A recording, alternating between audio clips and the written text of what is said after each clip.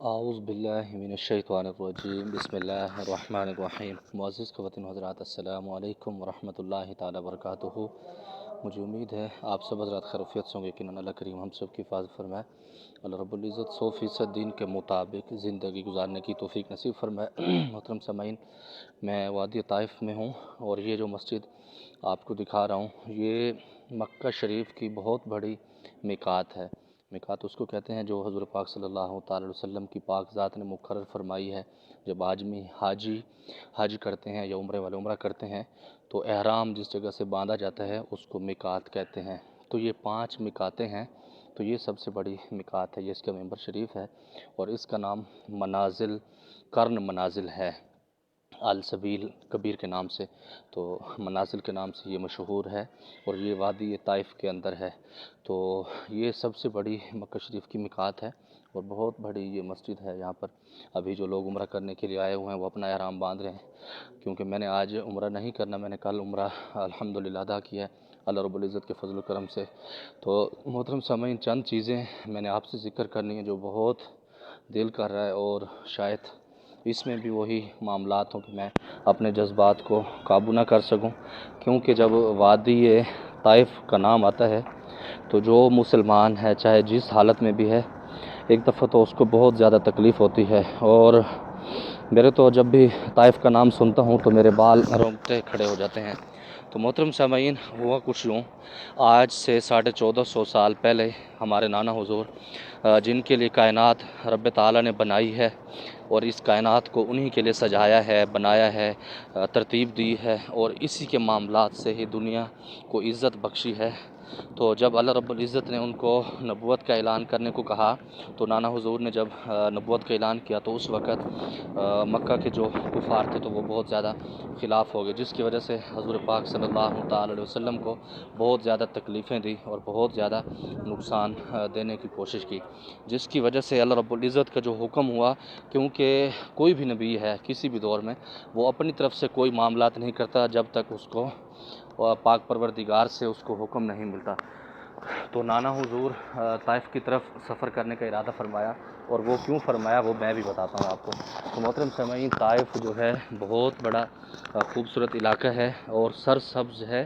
اور یہاں پر گھاس، سبزیاں، ہر قسم کے چیزیں یہاں پر، میوے جات یہاں پر اگتے ہیں، لوگ اس کو پسند کرتے ہیں، اور یہاں کا جو پانی ہے وہ بہت بہترین ہے چشمے کا۔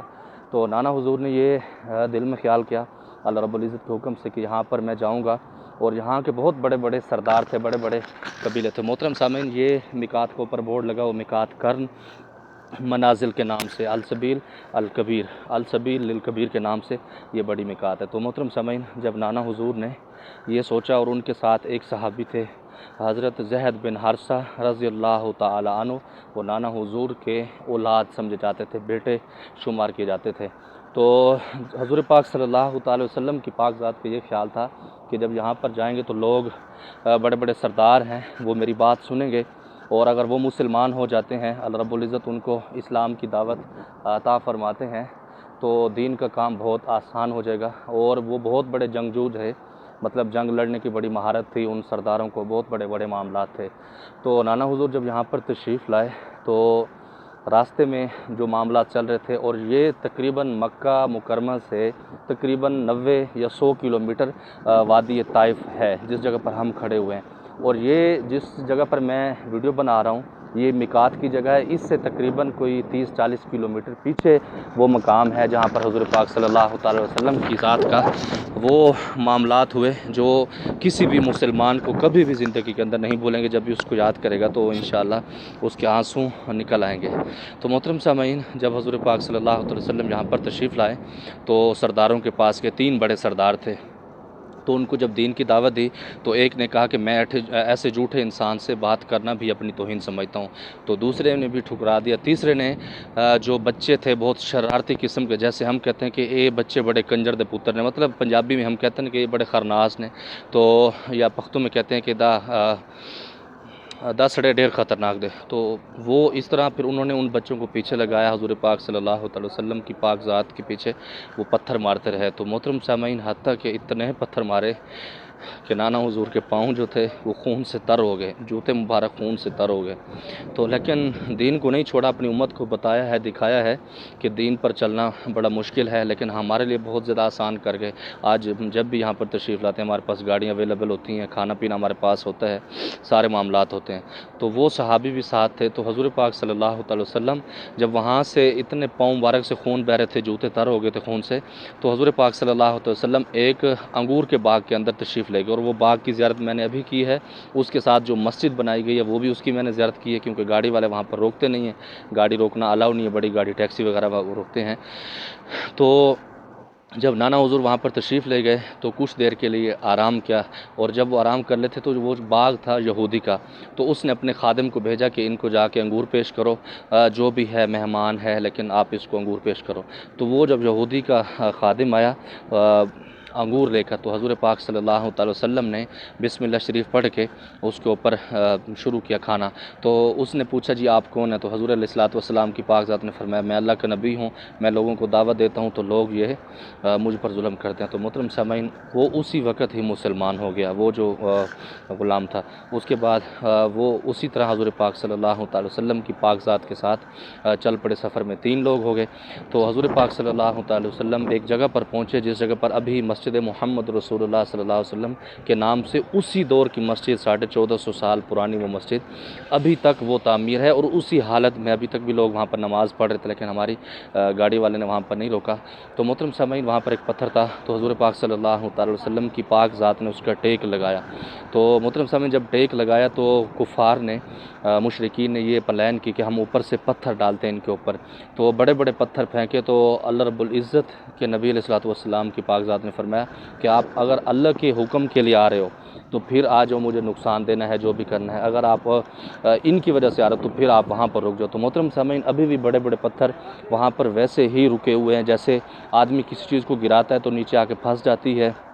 یا کچھ پتھر ایسے بھی دیکھیں کہ وہ بغیر سہارے کے۔ تو اس جگہ پر ابھی وہ مسجد بنائی گئی جس جگہ پر حضور پاک صلی اللہ تعالی وسلم کی ذات نے وہاں پر ٹیک لگایا تھا، اور وہ جس باغ کے اندر حضور علیہ الصلوۃ والسلام کی پاک ذات نے آرام کیا تھا، جہاں پر پناہ لی تھی، جس جگہ پر انگور نوش فرمائے تھے، اسی جگہ پر اب بھی باغ انگوروں کے ہیں، وہی معاملات ہیں، لیکن باغ تو چینج ہوتے رہتے ہیں، 1450 سال تقریباً ہو گئے ہیں، لیکن وہ باغ ویسے ہی سلامت ہیں، جیسے مطلب اس کی جو درخت ہیں وہ تبدیل ہوتے رہتے ہیں لیکن باغ ابھی بھی ہیں۔ تو محترم سامعین، اس جگہ پر مسجد عداس کے نام سے مسجد تعمیر کی گئی ہے، وہ سفید کلر کی ہے، اور وہ جو غلام تھا جو باغ کا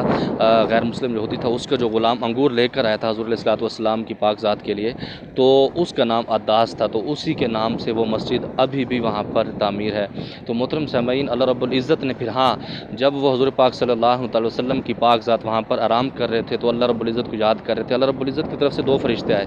اللہ رب العزت کی طرف سے 2 فرشتے، انہوں نے فرمایا یا رسول اللہ اگر آپ حکم دیں ہم دونوں پہاڑوں کو مکس کر دیں اور ان کا چورا نکال دیں، یہ بیچ کے اندر پس جائیں گے تو میں قربان جاؤں گا۔ تو نانا حضور نے فرمایا یا اللہ، میں جانتا ہوں،